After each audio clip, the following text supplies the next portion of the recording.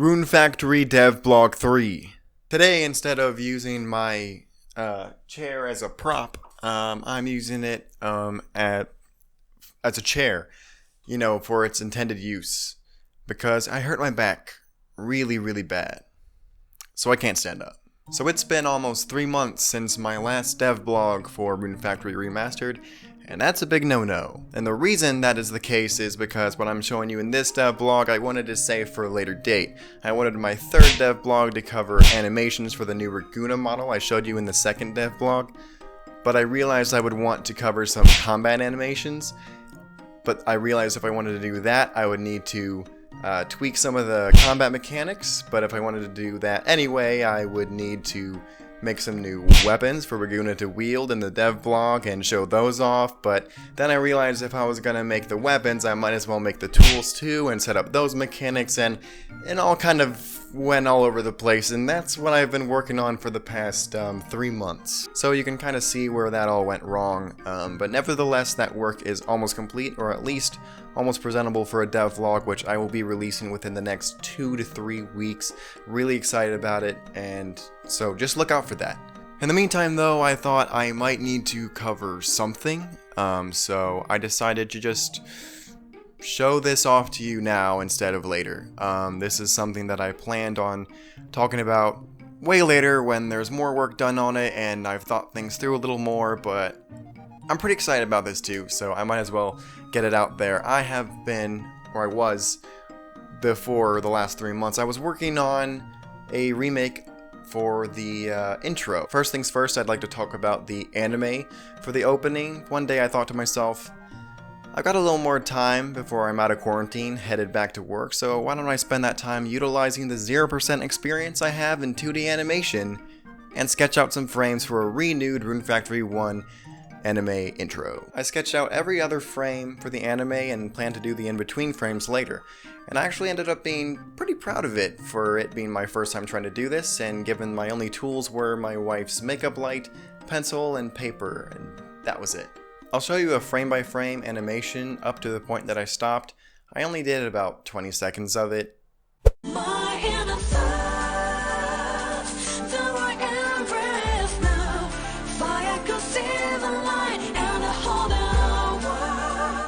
So not terrible, but I realized something. There is a major flaw with the intro from the original game. It's good, and it will remain so, but it's not quite up to date with how the game franchise deals with your player interactions with marriage candidates now. Most of the early Rune Factory games feature an anime wherein the protagonist marries a particular marriage candidate, which is pretty inconsistent with the fact that there are plenty of marriage candidates in the game. And not only this, but it's usually the annoying farm chick, the first character you meet in some of those games. Especially Mist. When you ask her for food, she gives you a cheap hoe, aka your mom. Anyway, if you look at a more recent game in the franchise, like Rune Factory 4, you can see that they opted not to put a marriage scene in the intro, and instead gave each individual marriage candidate their own moment. To their credit, they kind of did this with Rune Factory 3 as well. If you look at the intro, you can see that each individual marriage candidate gets their own little moment, despite eventually showing Micah choose Shara to be his bride in the end. So it wasn't perfect, but at least each of the candidates got the attention that they deserved. So you're probably wondering now what all of this has to do with my intro, and that's that if I want to keep this as up to date as possible, I figure that I have two options. One, I can kind of switch things up, keep the original intro, just keep working on it, and kind of make it so it doesn't show the missed marriage. Or I could design my own intro from scratch, and I think that might be the better option here for 2 reasons. One, it would allow me to learn a new skill in the most challenging way possible. And 2, it would allow me to show as much respect as I can for the original creator's design for their anime, instead of keeping it and then altering it drastically beyond their intended design. So I became pretty dead set on my idea of making my own original intro. I know this is going to take a lot of work, it's going to take a lot of new sketches and a lot of original artwork, but then I realized something else it would need, which is that I can't do an anime intro without a song. So you might ask, don't you already have a song to use? And the answer is yes and no. I have a song that I can use, but That song was translated from being a Japanese song into English, rearranged, sung by a Japanese performer in English, then downgraded into the DS, then ripped from a ROM, and that's all I have to go on. My first idea was to recreate the song with my brother, who's a music producer, so I decided to start investigating what the English arrangement's lyrics are, since you really can't understand them. But unfortunately, there's nothing out there regarding the translation beyond speculation. So anyone's guess is as good as mine.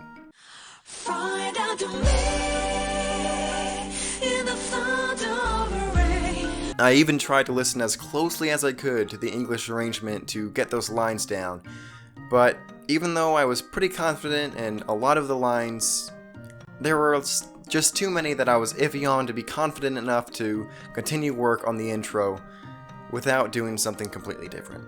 But then I saw my answer. You know those videos made by professionals in a particular creative field where they offer freelancers on a site like Fiverr some materials of theirs, and once they get all of their shipments, after the freelancers send back their work to the professional judges their pricing and their work based on their experience in the industry? You know what I'm talking about?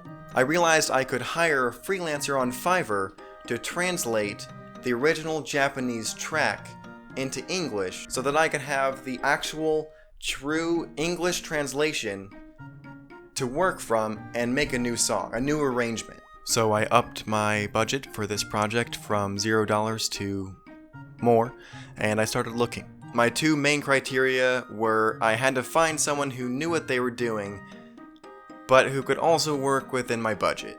So not only did I not have the option to hire more than one Japanese to English translator, I also had to find one who was willing to work with me and get me exactly what I needed. After all, most translators are looking to translate documents, not play it by ear, because that's already hard enough as it is when you're listening to something that's been downgraded through a DS-ROM. But, thankfully, I struck gold. I contacted a Japanese to English or English to Japanese translator named Rui, and I laid out my criteria. As I said, I had to clarify to her that it wasn't a document I needed translated, it was a Japanese music track. So if she couldn't do that, it would be alright with me. She just had to let me know and I'd go on to find another freelancer. But as it turns out, Rui was nevertheless interested in taking on the challenge and even said she played Rune Factory as a kid growing up in Japan. First try, you guys. It was the first try. First try, and I found a freelancer who was able and willing to work within my budget and who probably knew better than anyone exactly what I was looking for. Within only a couple of days, Rui sent me a translated copy of the Rune Factory opening lyrics in hiragana and kanji, romanized form, and in English. If you're interested in hiring Rui for her translation services, I left a link to the Fiverr gig in the description below. Now, unlike those professionals in those Fiverr videos I was talking about, I'm not a professional Japanese linguist. The only things I know are sumimasen and komenasai, so I have no personal way of verifying if the translation she sent me is accurate. But I am fully confident that this is the real deal, given that the English translation she sent me cuts very, very close to a lot of the speculation online and a lot of my original guesswork of the English arrangement from the track. So without further ado, the moment that the Rune Factory community has been waiting for so long, the true English translation of the opening track from Rune Factory, A Fantasy Harvest Moon. Please enjoy the original Japanese track and anime with the subtitled lyrics at the bottom. 舞い降りた雨の音が奇跡を呼ぶ歌声に変わり始める抱きしめた想いが今光さえも飛び越えて君を目指して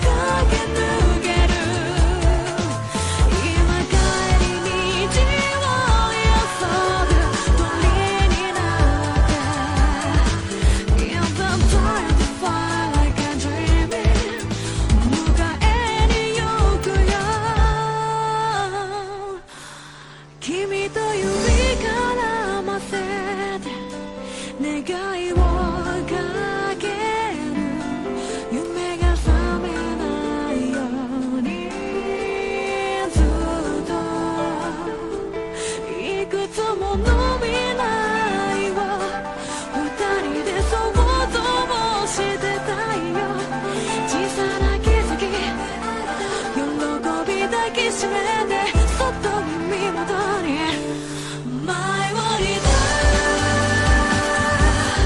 君の声がいつも温かい光のように私を包み込んで抱きしめたい君の声がいつか過ぎてく夢に消えないようにそっと願いを込めるの